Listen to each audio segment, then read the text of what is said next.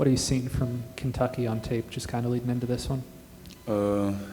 It's the same defense as Tulsa, basically a drop 8 cover 3 defense. Not too much. They play a lot of off coverage. They go man a little bit in third down situations, third and long situations. Not too much though. Kind of going off that, you faced off against Kentucky, your last 2 years at state. I mean, how similar are they to some of those teams in just the way that they operate? My junior year, that's when they first came out with the drop 8.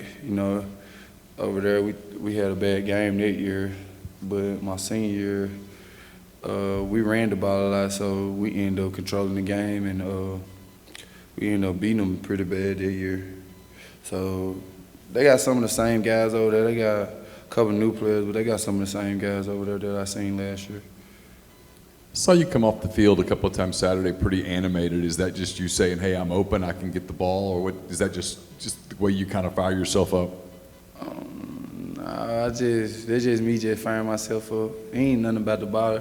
God gonna find a way to get the ball to me, So, I don't really care too much about getting the ball that much, Cause you run your routes right, the right coverage, you gonna get the ball eventually. Lane said yesterday that he's seen Jackson grow more in the last 3 weeks than he did in the first 10 months he was here. Just how is he growing? What's different about Jackson than when the season started? I really didn't see him in the spring, but ever since I've been here, yeah, he's growing up into I don't know. He becoming a good quarterback, a great quarterback, a winner. He want to be a winner. So when you want to be a winner, you gonna have them traits of growing up. You know what I'm saying? Being more of a leader and on and off the field. With one of the questions going into this season was, how would all these transfers, of course, you being one of them, how would they all kind of mesh together to chemistry and all that sort of stuff? But now that you're 4 games in, and I mean, what have you kind of learned the most about this team, especially with a lot of new faces? On offense, we all just buy in. Just basically on offense, we all just buy in. Can't nobody stop us. I feel run, pass, it don't matter. We just gotta buy into the system, buy into the play call, and go and execute it. 4 games in now, how do you just kind of evaluate yourself and your comfort level in this system? I can't hear you. How do you kind of evaluate your game so far, 4 games in, and just the comfort level now within this system? I'm very comfortable now. Like I said during fall camp, you know what I'm saying? Once you learn the concepts and the schemes, you're going to get very comfortable in there. Because Lane, he going to put you in position to where you make the play, you know what I'm saying? So it's just on you if you make it, So I feel good about it. That first half against Tulsa, you guys, I think, put up, it was 35 points. You were kind of rolling. Second half, it was a lot of punts and wasn't quite as successful. Is there anything that you can kind of pinpoint of what was different between the first half and second half offensively?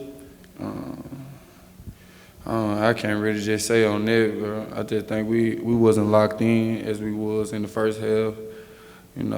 Tulsa a good team, don't get me wrong, but they wasn't ready for us, They didn't play the defense that we thought they were gonna play either. They played a lot of man and loaded the box ups, try to stop the run. So they didn't play the defense we thought they were gonna play, and that's how, you know what I'm saying.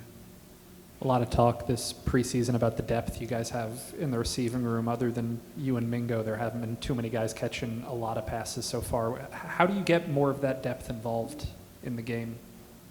A lot of them young, a lot of them young. Me and Mingo more experienced, so it just come down with experience. You know what I'm saying? Playing in the SEC a long time now. Mingo playing 4 years in the SEC, I played 3. So, it just come down to experience, and we're gonna eventually get them guys in and get them rolling. They just got to get their feet wet. Some of them ready, some of them not. Mingo was in here Saturday just talking about the 24-hour rule and, needing to flush this, especially with the top 15 SEC team coming into town. But even kind of knowing that the way that things didn't quite click offensively or defensively, and Clayton said afterwards it didn't feel like a winning locker room. Is there still kind of a sour taste in your mouth? Yeah. Across the board? I was pretty mad after the game. We ain't scored in the second half. I don't think. That's not us, you know. We trying to win a national championship. We trying to win the SEC championship, and we do that against a great team like Kentucky. We want to win, you know. So everybody really was mad. Wasn't no talking, you know. Whenever the head guy's mad after a win, you know, that makes us mad, you know. So it just. You mentioned them putting more people in the box to take away the run. Is that what you sort of expect from Kentucky and other teams moving forward until you guys? That's not what I seen on film. That's not what we seen on film. They play a lot of cover three, so I already don't know. But like, we got two great backs, and you know that you're gonna have to load the box against them. So eventually they're gonna load the box up and they're gonna leave those one-on-one outside. We just gotta make the play like Coach said Saturday.